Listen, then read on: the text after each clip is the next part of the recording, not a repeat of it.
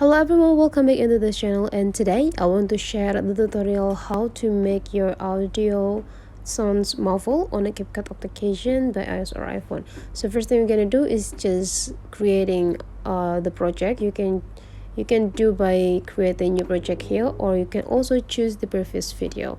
For me, I want to use this video since this video have an audio already. Okay, so the things we're gonna do is just click this clip and then please scrolling this feature into the left side until we found a features called extract audio right here. Extract audio, and just click it, and we already have an audio being extracted.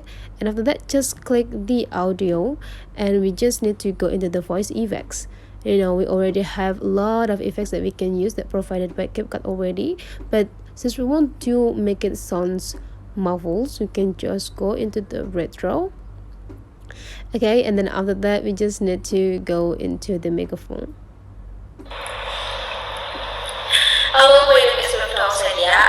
Okay, and that's all the way you make your audio sounds muffled on a CapCut. If you find out this video is really useful for you, don't forget to leave some comment, like, and subscribe into this channel.